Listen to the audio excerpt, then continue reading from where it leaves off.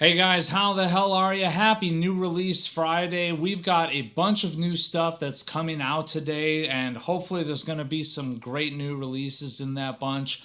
But first, we've got to talk about the best new release from last week, October 6th through October 12th. There was a lot of meh new releases that came out last week, and quite surprisingly so.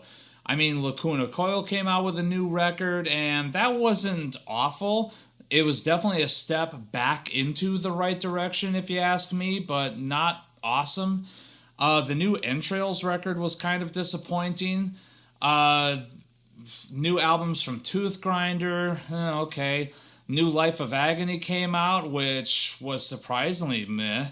So with that though, there was still a bright shining star in that whole pack that just really hit home for me and really did a lot for me as far as the listening experience goes. We've got to talk about a band from Arizona called Singularity.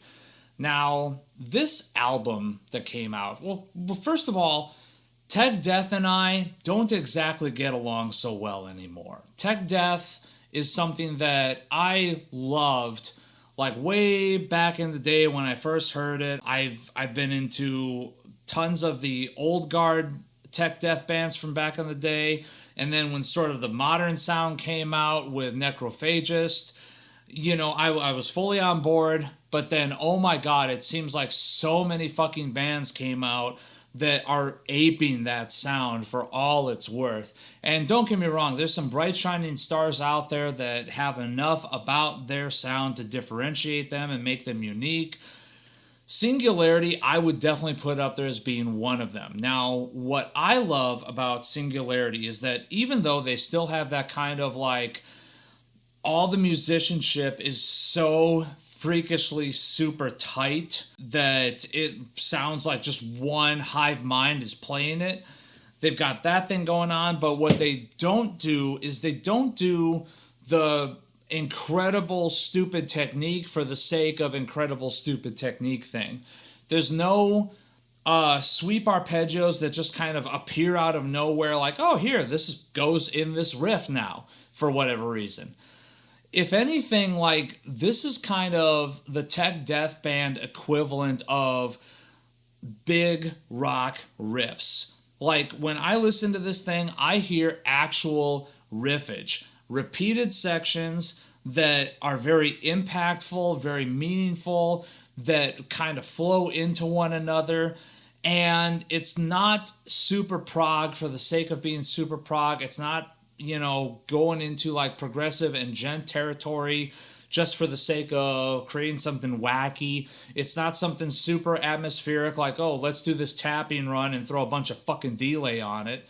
No, it's just, we're going to play these kick-ass, thrashy, melodic, yet very tight and precise riffs and growl over it. There's some blast beats and it just fucking works all the way through from start to finish.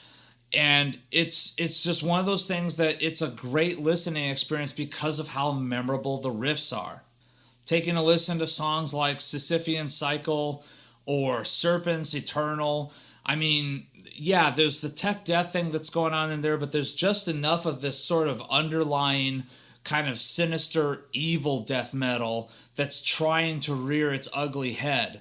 And because of that, I don't want to say dumbs down, but it does kind of like hold back the riffage just a little bit so that it's not getting over the top, so that it's just, memorable and big and powerful.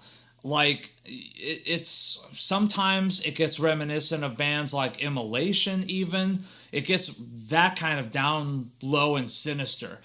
But at the same time, this band is very at home with doing stuff in the realm of like Obscura and Beyond Creation, except that there's some awesome like keyboard patterns that are underlying everything. That's definitely something of note here.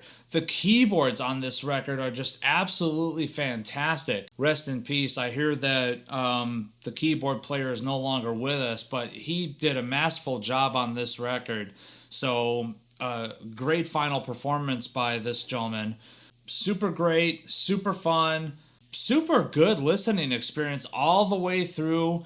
Even some kind of interesting stuff from time to time that comes out of left field, you know, not like something like kind of overbearing like some other prog and tech death does, but stuff that's just kind of like, that's kind of unique. Like you listen to a song like Consume and Assume and you hear the guitar solo come in and it sounds, for lack of a better term, sounds fucking bluesy. And it really, really works for the song, even though it's a tech death tune. It's just cool. I definitely recommend you guys check out the new album from Singularity, Place of Chains. It's such a great fucking record. And definitely something that to me is a breath of fresh air in the genre.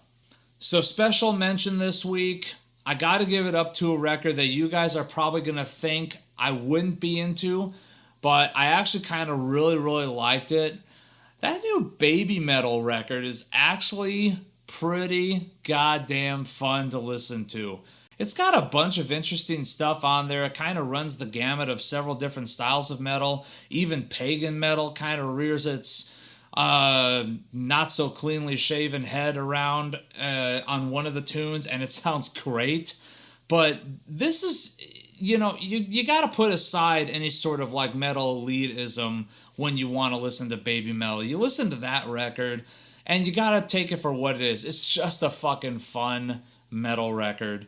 You know, nothing super bleak or brutal or anything. It's just fun and cool to listen to. No shame here. I'm just going to say that I love that record. So that's it for me. That's all I've got. Leave your comment in the comment section below. Like this video. Subscribe to this channel.